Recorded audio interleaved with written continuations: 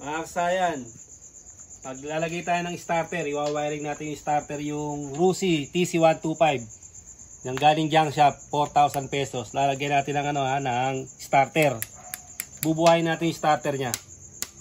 Ito siya, katulad dito, yung dati niyang starter wala na, bumigay na yung kanyang starter, wala na yung wire, putol-putol na yung wire nya wala na yung wire ng starter, kaya lalagyan natin siya ng panibagong starter button. Pwede siya kahit yung sa sa busina, yung mga ganito, halimbawa yung starter button na ganito, pwede rin siya. Tapos yung mga dipindot na busina, pwede yung ipalit dito, basta kailangan siya pagka pipindutin nyo, babalik siya. Yung tinatawag, may tawag dyan na yung bumabalik na mga switch momentary switch. Ito siya. Ito yung una natin gagawin. Ito yung pinaka natin, trigger. Ganito yung para malaman nyo na trigger siya. Isa lang siya, maaaring negative o positive. Siya susukin nyo lang siya para makita nyo yung trigger. Pindutin mo yung button. Ayun yung button na yun. Starter ang ating gagawin. Saka nag-i-start pagka mag-i-start ka ng motor. Ayan. Kaya siya kasaya na, napansin nyo yan yung trigger. Itong pag-wiring na to, pinakamabilis na paraan yung gagawin natin para mas madali yung makuha. Punta na tayo rito sa sa starter. Ito kasaya yung putol na to. Putol na tong starter na to, starter motor, yung negative niya, ito siya ikutan mo para makita nila na negative. Negative ng starter motor. Ngayon siya negative ng starter motor. Nakalagay sa body ground. Okay, ikutan mo rito. Kaya siya naging kulay pula. Ito yung positive. Putol to kasi, dinuktungan natin. Dinuktungan natin ito siya. Ilalagay natin to sa negative, yung nakalagay sa body ground. Siya, ilalagay natin sa negative. Tapos yung isa, ito, dinuktungan din natin Ayan. Dinuktungan din natin siya. Ito yung starter relay. Ayan siya Ito parang rin to, 4-pin relay. Ayan siya, ito yung positive Ito yung standby. Ito naman yung positive ng ng rekta ng battery. Ito naman yung pupunta sa starter motor. Ito siya Dediretsuin natin Ito. Ayan siya, sayan Ito yung standby. Ngayon, meron dalawang wire yan. Ito yun Ito, ang gagawin natin dito sa pinakamabilis na paraan. Ang gagawin kagad natin dito, kung negative trigger to, automatic, magiging positive trigger na siya. Gagawin na kagad nating positive trigger kung sakaling negative trigger siya. Ito na. Ilalagay natin tong isa na to sa negative. Mamimili kayo dyan sa kulay na yan kung alin ang ilalagay natin sa negative. Ito yung mabilis na paraan ng pag-wiring ng motor. Pero bago yan, ire-rekta muna natin yan para malaman nyo kung buo yung starter, yung yung starter motor, yung pinaka-importante. Kakabit muna natin sa sa battery. 4L lang yung battery natin 4L lang to.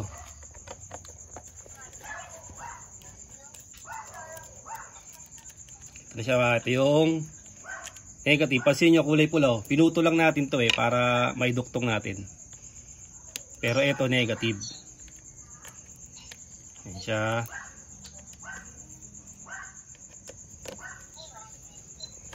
Okay, nailagay na natin yung negative.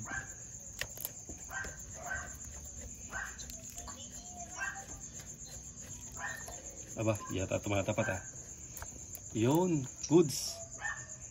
Punta naman tayo sa positive. Pag nagluluwag kayo ng positive, huwag yung papadikitin sa sa body. Kasi mag-i-spark siya, baka maputokan kayo ng fuse. Siya, ilalagay naman natin yung positive. Positive ng starter relay. Diretso.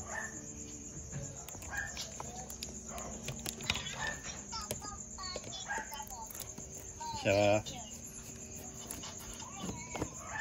Okay.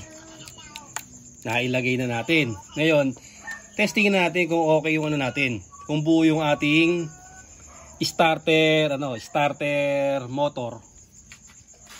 Pag on natin, irerekta lang natin siya. Pagdikitin lang natin yung ano niya. Ito yung dalawang tornilyo na yan ha. Ayan siya kasayan. Start na kagad siya. Ang ibig sabihin niyan, buo yung ating starter motor. Ngayon magwa-wiring na muna tayo. Dito tayo pupunta. Ito ay negative ha. Ito yung negative natin. Ilalagay natin sa isa man dito. Kahit alin sa dalawa na to, ilalagay natin sa negative. Dito tayo sa taas magpuputol kasi may nakita na akong putol dito eh. Ito kasi marami ng top dito. Marami na siyang nakalagay na wiring. Kaya pinagtatanggal ko lang yung mga yung mga wire niya para mas hindi malito. Pipili tayo rito ng buong wiring ha.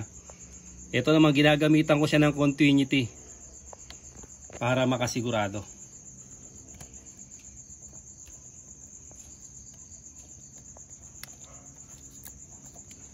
Siya ha. Ayan. Ito yung kulay niya. Green na may lining na red. Tapos yellow na may lining na red. Pupunta. Dati siya lalagay. Tukan mo para makita nila yung sign. Yan, nandiyan yung natin na multimeter natin.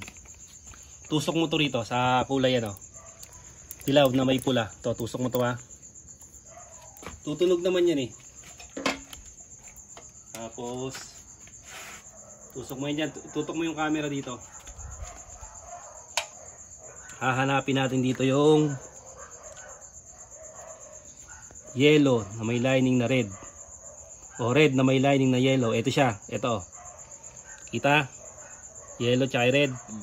Okay ha. Nakatusok dyan. Sukin natin. Ito siya. Oop, walang tumunog. Ito siya ba? Yung red na may lining na hindi siya tumunog. Pagka hindi siya tutunog kasayan, ibig sabihin putol yung linya niya.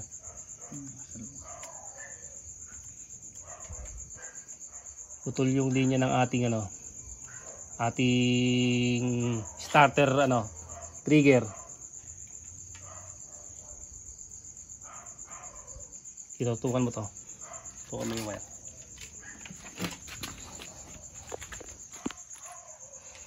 Kailangan mabuti. Tapos pag hindi natin nakuha tong isa, dito ay pumunta sa kabila. Sa may green na may lining na red. Dito, kabila. Ayan, green na may lining na red. Ito yung isa kanina, hindi tumunog. Green na may lining na red tayo. Sa gitna. Tapos green na may lining na red ha. Tignan mo to.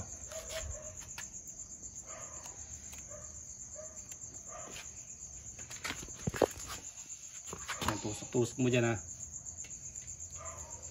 Andiyan ba si Diana?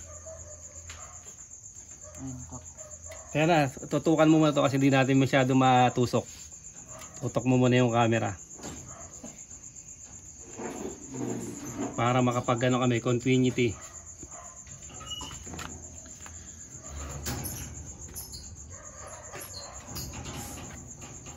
Tutok mo dyan sa sa green na may lining na red.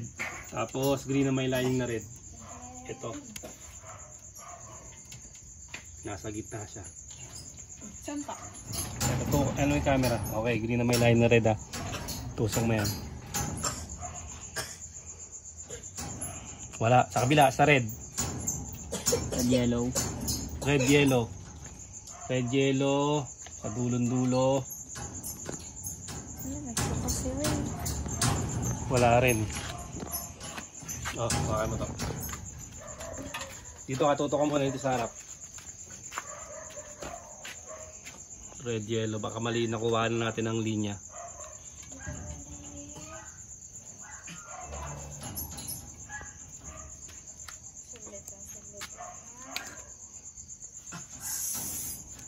Kabila.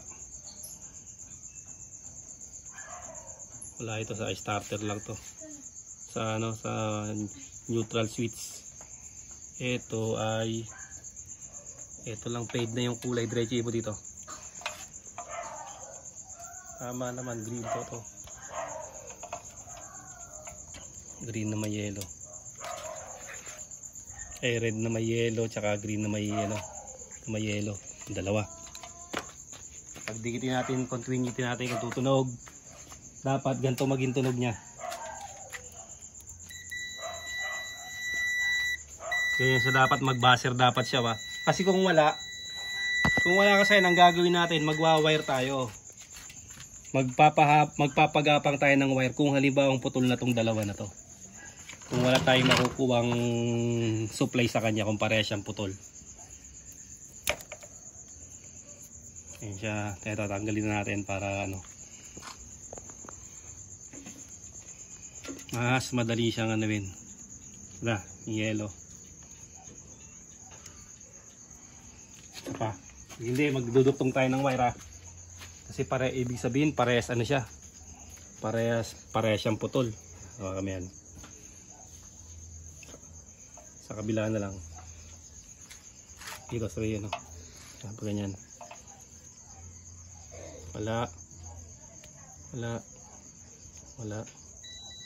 Okay, yun. Sa dulong-dulo. Ito, red na may lining na yellow. Sa dulon. Ito kasayan yung paggamit. Ito yung pang sure bulan ha. Para siguradong wala siyang putol. Tingnan na rin natin yung isa kung talagang ano. Kasi bira naman yung dalawa na puto kasi maganda pa yung ano eh, yung wire eh. Yung ito namang natin. Ito ano. May gilid. Ito ba yan? Wala. Yung gitna. Okay siya kasi buo siya. Bali ang pipiliin natin ito. Ito yung kukunin natin. Ito siya ba. Ang kunin natin yung red na may lining na yellow. Balik tayo dito.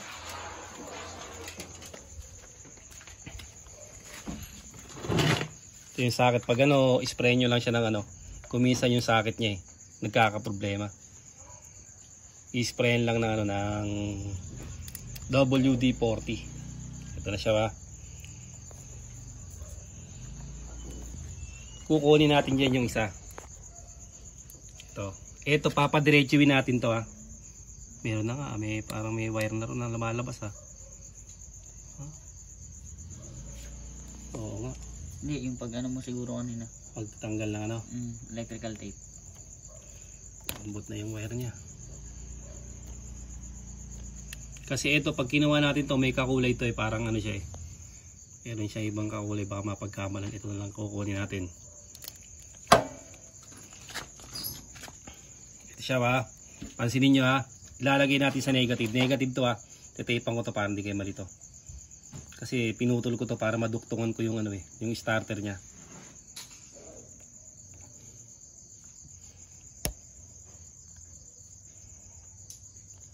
Ito matigas na, mukhang ano na yung wire ha, delicate na ba, punat na, okay pa naman.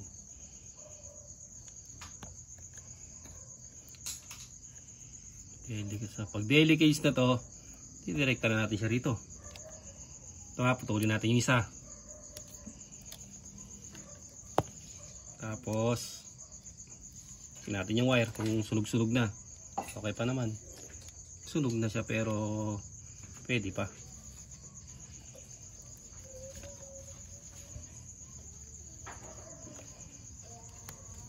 Siyempre, may kulay green kaya sign pa rin ng negative. Kulay green ang kukunin natin ha. Ito na siya ngayon.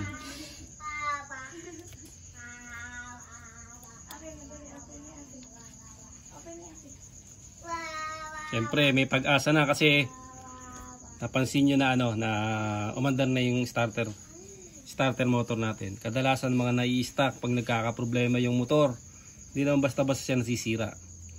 Pero na lang pag nag-i-start yung naiipit, kumakaskas yung carbon. Yun ang nasisira yung ating ano, starter motor. At pwede rin natin palitan ng carbon yan. Patitiba yung mga starter motor niyan, mga Rusi, Motorstar, matitindi, hindi basta-basta na ano, nasisira. Pag na-stack yan at luminis, one click start pa rin yan.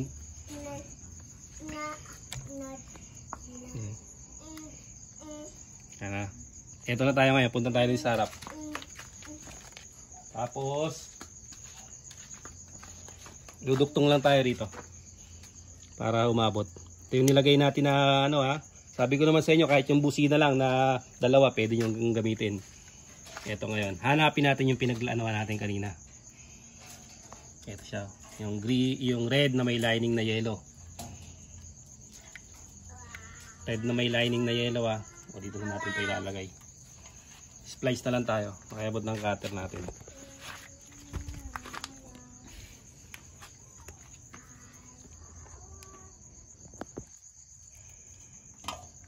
Ito kasi yung pang sure bulan to. Dahil gumana na yung ano natin, gumana na yung starter motor. Pag hindi gumana etong gantong diskarte, ibig sabihin yan, magpapalit kayo ng starter relay. Kasi okay na, automatic buo na yung ating ano. Ito automatic positive trigger, kahit alin sa dalawa. Kahit alin sa dalawa na to, pwede. Kasi ano yan yan yung switch natin starter switch. Tapos itong isa, syempre accessory wire. Kasi sa positive tayo pupunta Accessory wire, solid black. Para hindi na kayo makipagpambuno sa mga wirings na yan na medyo magulo. Magulo na talaga. Dahil alam niyo naman galing junk shop. Lalo kung di natin tinanggal yung mga sala sa labat, mas lalong mahihirapan kayong hanapin. Kaya sabi ko nga sa inyo, lahat ng mga sala sa labat tanggalin nyo para mas hindi kayo mahirapan mag-wiring. Ito na siya. Checkin natin yung accessory wire kung meron siyang kung nakakuha tayo ng tamang supply na accessory wire. Checkin natin siya. Lagay natin sa body ground or negative. Body ground. Tapos gusto natin yung susian. Lagyan natin ang accessory wire. Okay, may accessory wire na tayo. Tapos itong dalawa, pagka nagdikit na yung boto natin, kailangan gagana na siya. Kasi yung natin kasayan hindi natin pagtagalin. Ganun kasimple kasayan yung paglalagay ng starter motor. Patayin natin. Tapos buksan natin. Start. Ganun kasimple. Ikutan mo sa kabila. Dito. Ang motor natin. Dito sa kabila. Ito, simpleng-simple lang ginawa natin kasi na kung hindi pa naman putol to, hindi nyo kailangan duktungan. Nakakabit na siya. Ito, kung nasubaybayan nyo tong galing junk shop na to, wala ito. Dinuktong ko lang to. Kaya ito, mapapansin nyo, yung kulay pula. Kasi nga kaduktong siya ng positive, pinutulan natin. Etong isa na to, ba't kasi nandiyan ka fuse? May extra ka dyan Ito. Yung isang wire dito, mamimili kayo kung alin yung gagawin yung trigger. Kung negative trigger tong motor na to, ngayon positive trigger na siya. Kasi inilagay natin yung isa niya sa negative. Kasi ito yung pinaka 85-86 ng relay. Itong dalawang wire na to. Kumbaga sa relay. Ito kasi, starter relay. Ito yung 85-86. Kailangan niyang masupply ng positive at negative. Ngayon, kung ano yung trigger dyan, kung negative trigger o positive trigger, kung positive trigger, kailangan masupply ng positive para mag-start. Kung negative trigger, kailangan masupply ng negative bago mag-start.